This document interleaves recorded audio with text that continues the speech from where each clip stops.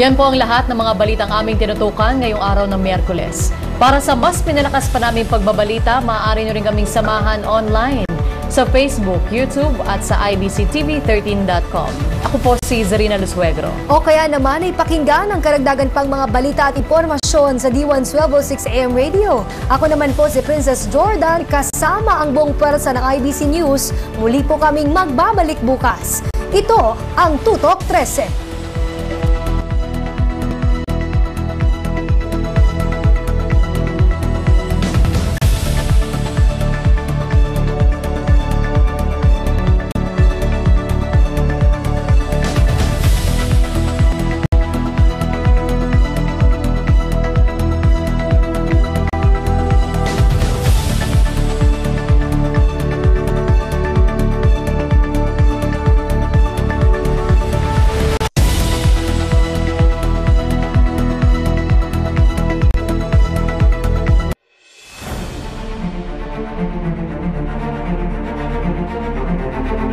Prioridad sa ilalim ng administrasyon ni Pangulong Ferdinand R. Marcos Jr. ang pagpapabuti sa kapabilidad ng pambansang pulisya. This administration remains committed to supporting the PNP through the Comprehensive Capability Enhancement Program.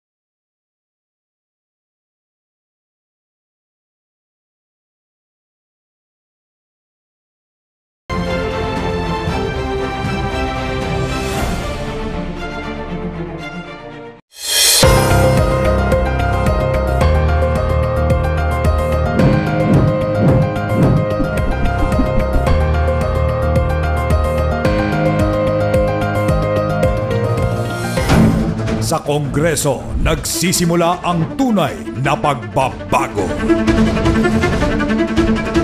Mula sa mga bago at panukalang batas, makabuluhang pulisiya at agarang pagtugon sa mga isyong kinakaharap ng bawat Pilipino.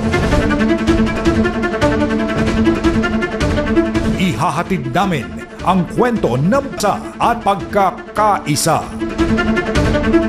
Tumutok sa Congress News ang boses ng lehislatura para sa mas maunlad na bayan.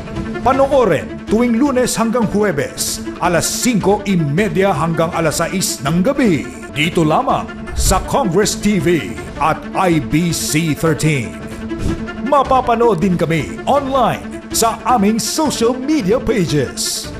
Makialam, makilahok at maging bahagi ng pagbabago. Sama-sama nating itaguyod ang bagong Pilipinas para sa bawat Pilipino. Decisions that shape the nation. Sabi ng law, ng organic law, sabi ng election code ng Bangsamoro, 80 ang members ng parliament. Insights that matter. Streamlines the processes so that the public doesn't have to fill up so many different forms repetitively. Stay informed. Stay ahead. The lesson understanding and the retention of the students. Join the Manila Times Chairman and CEO Dante Kling Ang. Become familiar with the leaders driving progress and development on Chairman's Report every Friday at 7 p.m. Only here on IBC 13. Iisang adhikain. Mamaya ay aalamin naman po natin kung ano-ano nga ba ang mga programa ng ahensyang ito para sa mga Pilipino. Alamin natin ang kwento sa likod ng mga ahensyang hatid ay serbisyong tapat at maaasahan. Pagtutulungan para sa ikabubuti ng lahat. Ang PDP 2023 to 2028 ay isang komprehensibong plano tungo sa pagkakaroon ng economic at social transformation sa bansa. Samahan si Greg Gregorio na alamin ang ginagawa ng gabinete at ni Pangulong Ferdinand R. Marcos Jr. tungo sa kaunlaran. Sa Cabinet at Work, Biyernes, 3:00 ng hapon, dito sa IBC 13.